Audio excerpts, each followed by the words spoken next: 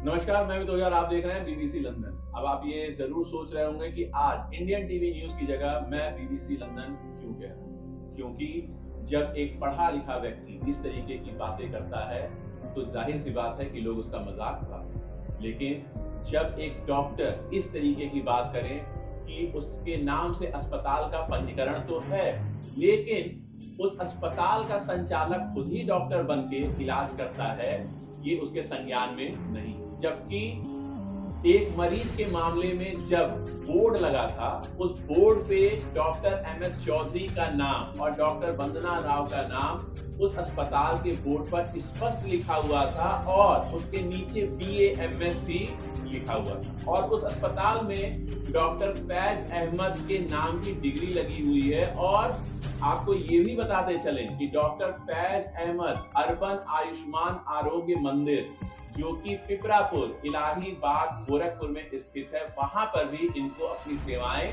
देनी है। भले संविदा पे ही सही, लेकिन ये अपनी वहां पर सेवाएं दे रहे हैं। और खुद CMO ऑफिस के डिप्टी CMO अनिल कुमार सिंह का ये कहना है कि कोई भी डॉक्टर अगर अपना एफिडेविट रजिस्ट्रेशन के समय किसी अस्पताल का देता है तो उसको ये बताना होता है कि वो अपनी पूर्णकालिक सेवाएं उस अस्पताल में देगा और कहीं और प्रैक्टिस नहीं करेगा। लेकिन सरकारी योजना के अंतर्गत इस अस्पताल में डॉक्टर फैज अहमद अपनी सर्विस दे रहे हैं। साथ ही साथ RKM हॉस्पिटल झुगिया बाजार में भी अपनी सुविधा दे रहे हैं। वहीं खुद को डॉक्टर बताने वाला ये व्यक्ति, जिसका नाम MS चौधरी है, इसकी इंटरनेट पे कई तस्वीरें वायरल हैं, जिसमें ये व्यक्ति सफेद एप्रन, सब यानी कि सफेद कोट पहने हुए, गले में आला लटकाए हुए खुद को सर्जन बताता है। जबकि सालों पहले ये व्यक्ति आपके बरगदही में किसान पूर्व माध्यमिक विद्यालय से पढ़ा हुआ है और ऑटो चलाता था। ऑटो ड्राइवर से संचालक और संचालक से डॉक्टर बनने की ये कहानी प्रेरणादायक नहीं बल्कि झूठ की चाशनी में लिपटी हुई।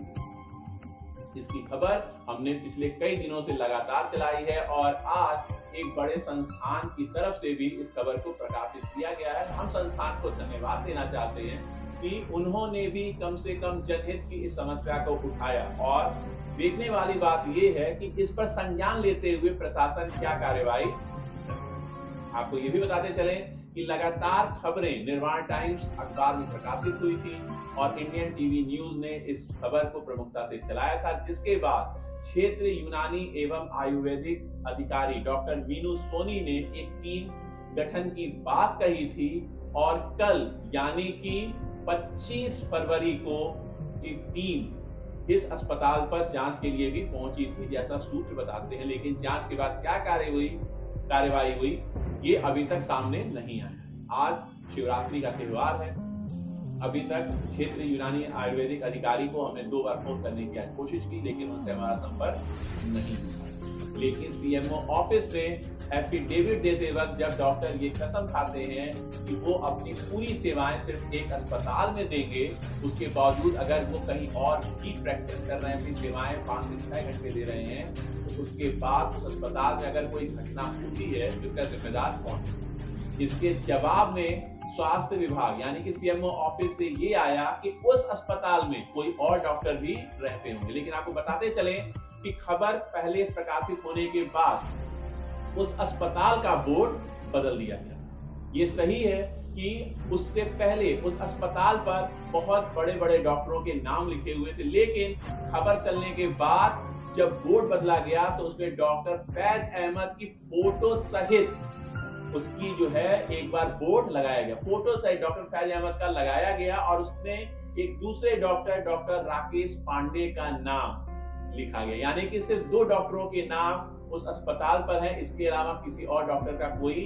नाम नहीं। सूत्र ये भी बताते हैं कि डॉक्टर राकेश पांडे सिर्फ वहां पे ऑन कॉल आते हैं, वो वहां पे स्थायी रूप से कभी मरीज देखने जाते ही नहीं। अब जब डॉक्टर फैज अहमद एक अस्पताल जो कि आपका अर्बन के नाम से है, जो कि आपका अर्बन आयुष्मान आरोग्य मंदिर जो कि आपके पिपरापुर इलाही बाग में है, अगर वहां पे रह रहे हैं और doctor Rakesh Pandey on call आते हैं तो उस वक्त मरीजों को कौन देखता है? ये अपने आप एक बहुत बड़ा सवाल। अब खुद को डॉक्टर बताने वाला ये शख्स जिसकी तस्वीर आप पीछे देख रहे होंगे, MS चौधरी, कहीं से भी डॉक्टरी की डिग्री इसके पास नहीं, लेकिन ग्रामीण क्षेत्रों में ये बंदा खुद को सर्जन बताता, धड़ल्ले से ऑपरेशन भी करके मरीजों की जान के साथ खिलवाड़ करता।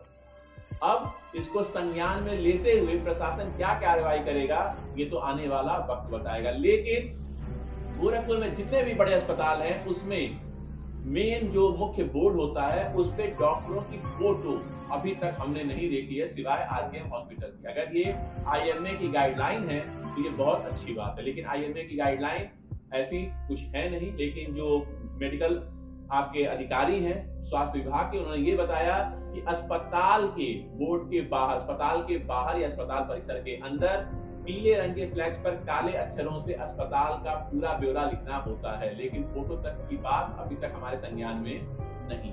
अगर ऐसी कोई बात हमारे संज्ञान में आती है तो वो भी अपने दर्शकों को बताएंगे। लेकिन RKM हॉस्पिटल में डॉक्टर फैज अहमद का फोटो सहित नाम लगाना ये अपने आप में प्रशासन को और स्वास्थ्य विभाग को खुली चुनौती है कि हम बिना डिग्री के प्रैक्टिस करेंगे।